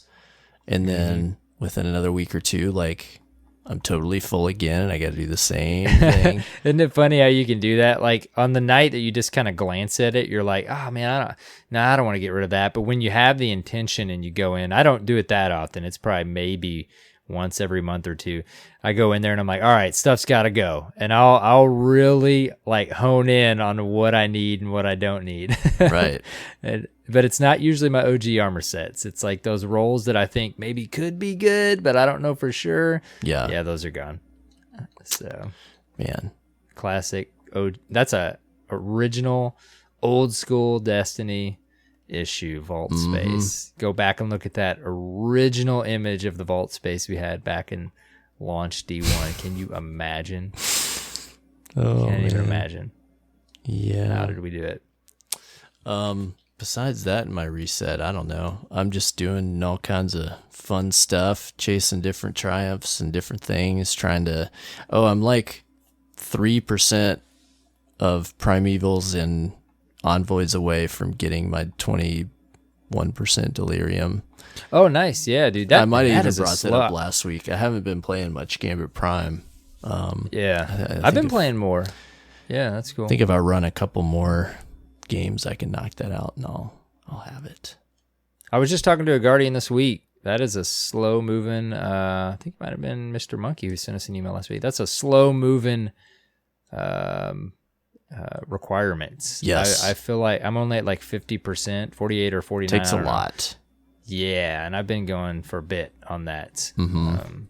So yeah, you're almost there, buddy. Hanging in there. Wow. You've been playing any other games? Not really. Well, I take that back. I pick up my Switch, and I've been playing a little bit of Super Mario Brothers 3. Oh, cool. I decided, I was like, when I was a kid, I would play this, and I would get like the warp whistle, and I would just like skip lots of worlds. But I've never just played the entire game like level by level. So I was like, okay, I'm going to sit down, and over time, I'm going to play just level by level. And it's great because playing it on the Switch, like you can create a save suspend point and just pick up where you left off. So I don't have to just do it in one sitting, right? Which would be ridiculous. So so that's been fun. I've been doing that. Been enjoying that. Very nice. Yeah. The Switch, man, what a console, right? What a game! What a fun! I love that console. Fun little console, if you want to call it that. Platform, whatever it is. All right, but that was my reset, man. Nothing crazy. Just another week in Destiny. Having a good time. Very nice. Yep. We've got some Derp Fam discourse this week. Got a couple different things. We got an email and a speak pipe we can read. Yes. Yeah, we did. We got a speak pipe. Been a bit. It's like Guardians either don't want their voice on the show, which I totally understand, or we don't say it enough that you can send us a speak pipe. Yeah. Little voicemail. So we want to lead off with that? Yeah, let's do it. We got a speak pipe from, we got to say it at least on this initial one. It's Sir B. Leslie, right? Originally. Classic, the artist formerly known as Sir B. Leslie. Known as the Facebook Kings. All the names. See, it goes well. But now, what is it? What is it now? Baz Jedi Guardian. Baz Jedi Guardian, yes. Yep. But old-time Derp Fam member here that left us a speak pipe. So let's take a listen. Hey guys, it's, I'm not Sir B. Leslie anymore. I am Baz Jedi Guardian, so if anybody wants to add me on PlayStation Network, please feel free to do so. I've basically got a question for you guys, and it is just to say that my thoughts over the last couple of seasons from Destiny 2 is, and I haven't been, Black Armory was okay, and the current one of the Gambits, I'm not really enjoying that much. I think I'm really kind of burning to get stuck into some story, some really sort of meaty content of story. And I just want to know what you guys are hoping for the next couple of seasons coming up. What your thoughts are with regards to that. But at the moment, I'm enjoying going from 650 to 700. I've been doing a lot of raiding as well, and getting back into Destiny after taking quite a break playing Sekiro. So it's been a nice break, but it's lovely getting back in and back into the Destiny community again. So anyway, take care, guys. I'm still listening as always, and all the best. Man, thank you for your speak pipe. Love hearing from you. So it really sounds like, so far for him, the annual pass has kind of been a little hit or miss. Mm-hmm. And I'm hearing, I'm picking up tweets and posts and different things, and a lot of people just commenting that it seems at this point, thus far, a lot of people preferred the DLC format, which is fair. Like, that's fair if that's how they preferred their content.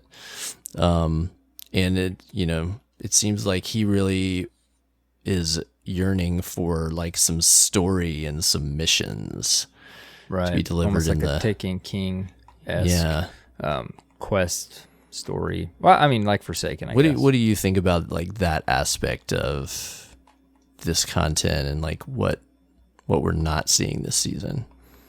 Yeah, I mean, it's interesting. I've seen the same thing on my feed. Not a ton. Recently I've seen people say comments and feedback. They like the big DLC drop almost. As long as there's some trickling out from it. It's not like do it all in a reset or two and you're done. But I don't know, dude. Like it's a hard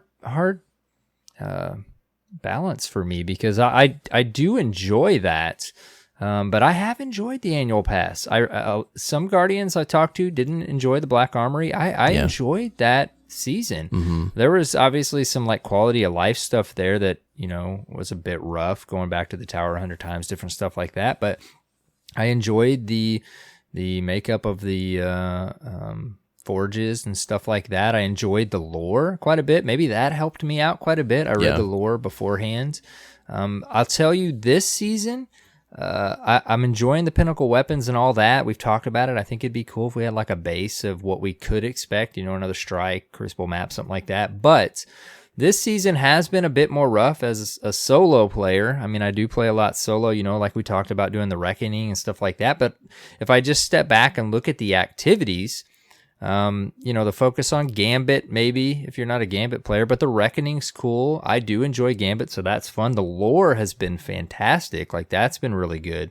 But I could see the criticism, like it's can be hit or miss in this structure. Whereas in a big DLC drop, there's a little bit for everyone.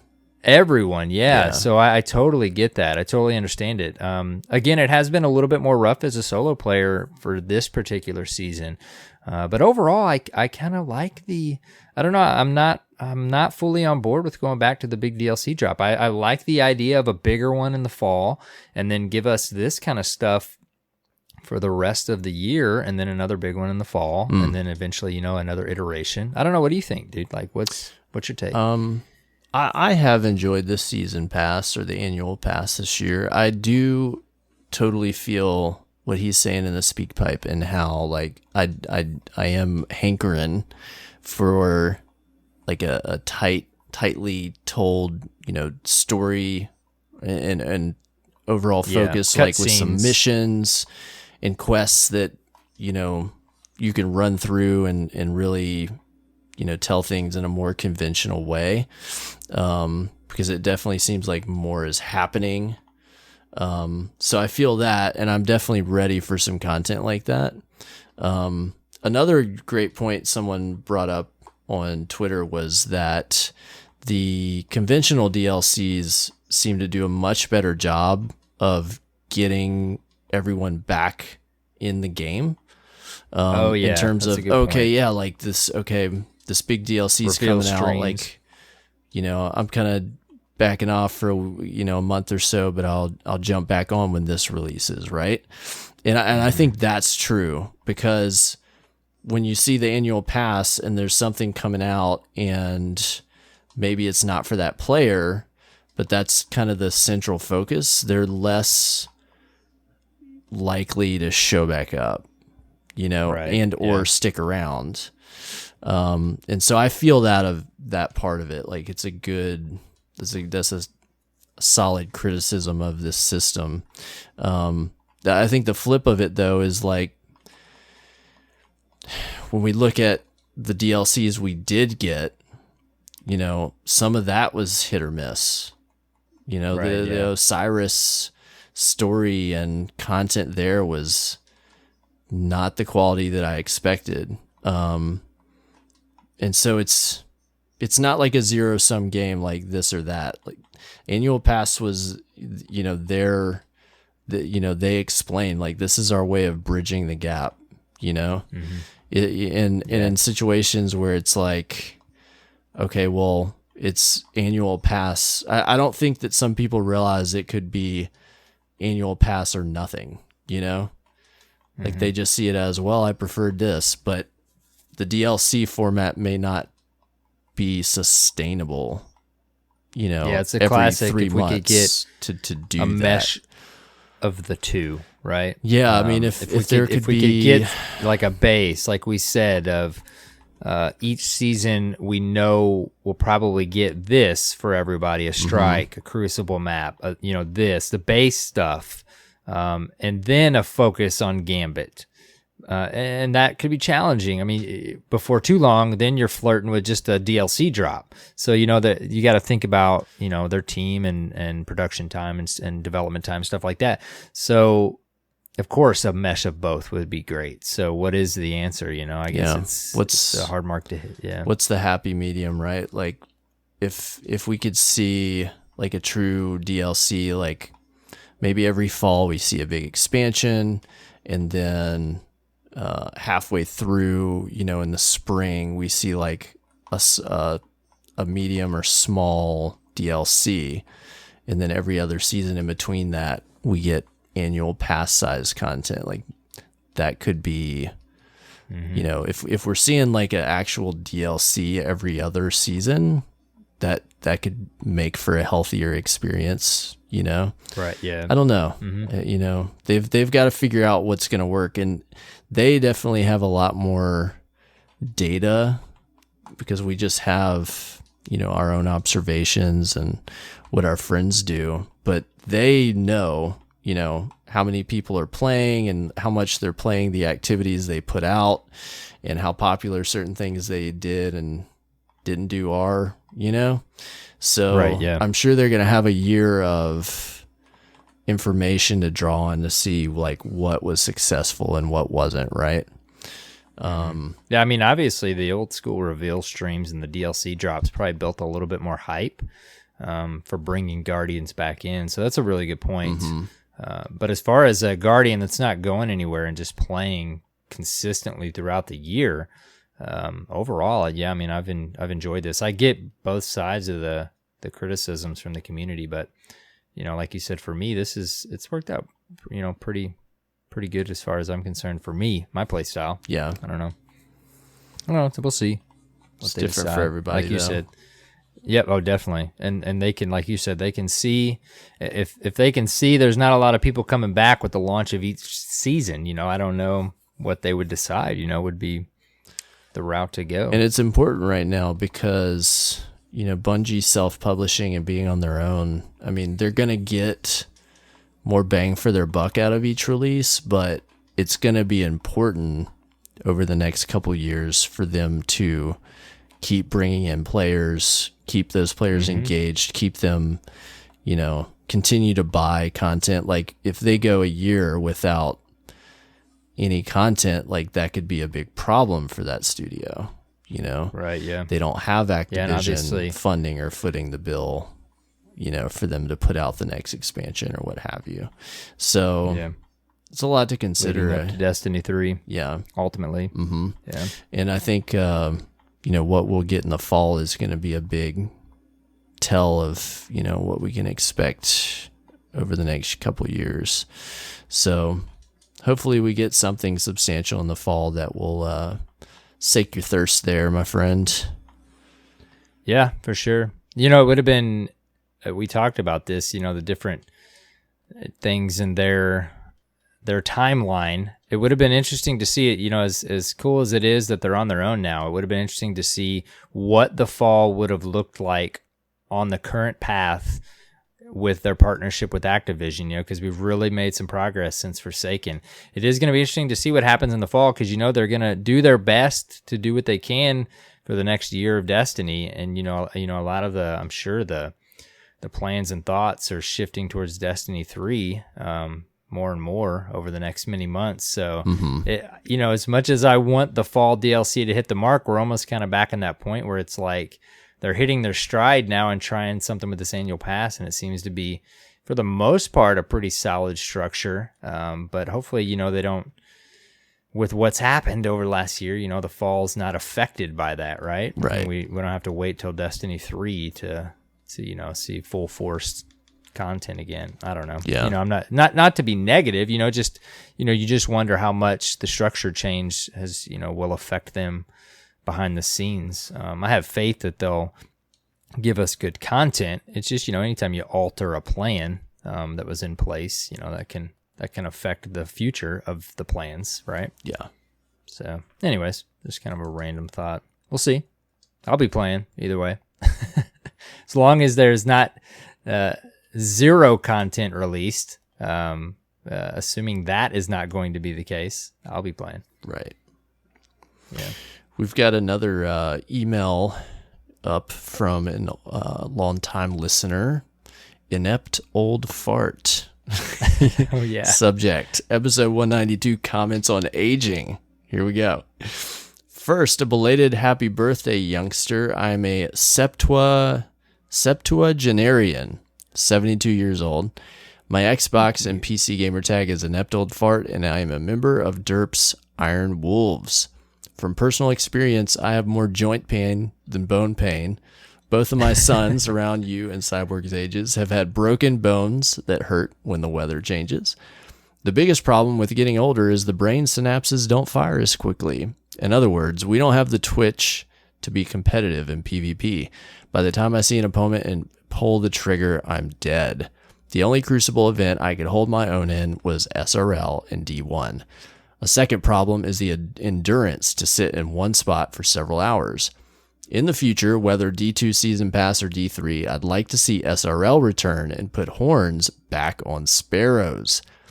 I enjoy you and Cyborg on the Derp podcast. Your presentation is so mellow but thorough. Keep it going. Have to run now. It's time for my afternoon nap. It's been a while since we've heard from Mr. Inept Old Fart. I'm so glad.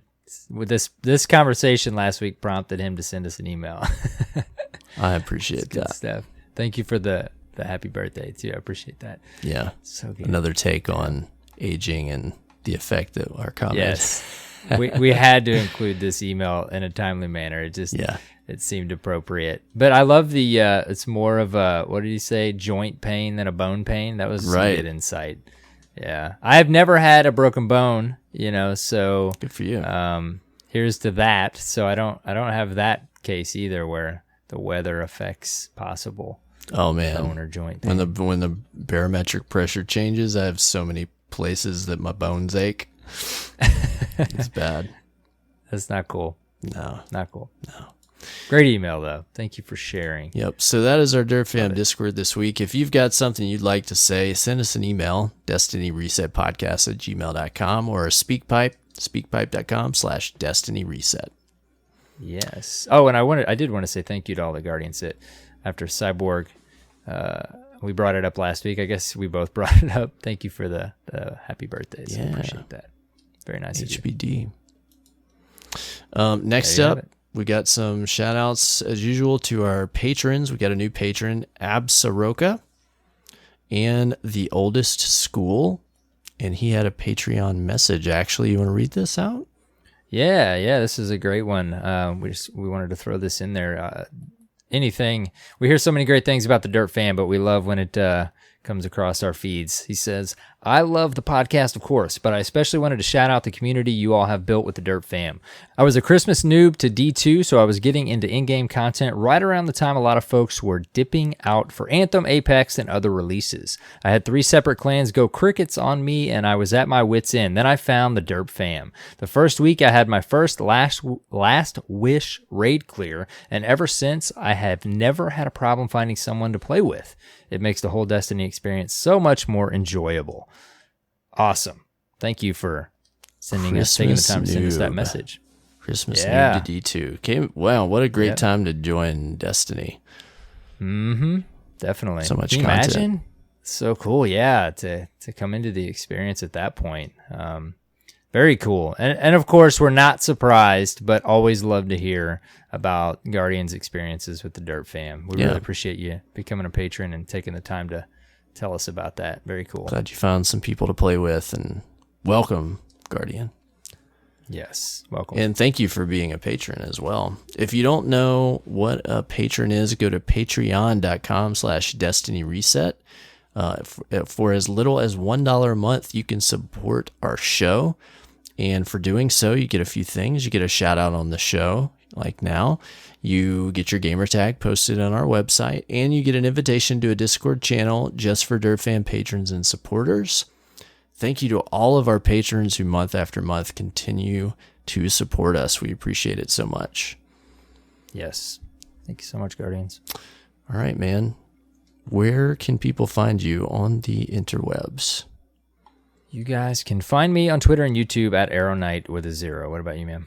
Perfect. You can find me at CyborgSasquatch on Twitter, and you can find us at Destiny Reset on Twitter, as well as on the web at www.destinyresetpodcast.com. That's your source for all things DRP, including links to subscribe on your favorite podcast app of choice, which if you're listening on Apple Podcast, thank you for your reviews. Please go leave us a review if you haven't left one yet. It gets helps us get seen and heard by more listeners just like you. Yes. Yep. Thank you, Guardians. We always say thank you for any support, even downloading the show and listening, of course. This is amazing. It's awesome. That's what keeps us doing Guardians it. As long as y'all are listening. Finding the show. Yeah. New reviews coming in, new Guardians finding the show. It's been really cool. Yeah, it's awesome. All right, man. Well, till next week. I think I'm going to maybe go attempt to level another alt. Good luck. I don't know if it'll go quite as smooth as the Warlock experience, but working that Warlock magic, I guess, with those drops. I don't know. We'll see, I guess. Are you going to play tonight, Cyborg? I'm deep into a play session. Thank you. Oh, okay. You're already experiencing it. I gotcha. All right, guys. Until next reset, have fun playing Destiny 2, and take care, Guardians.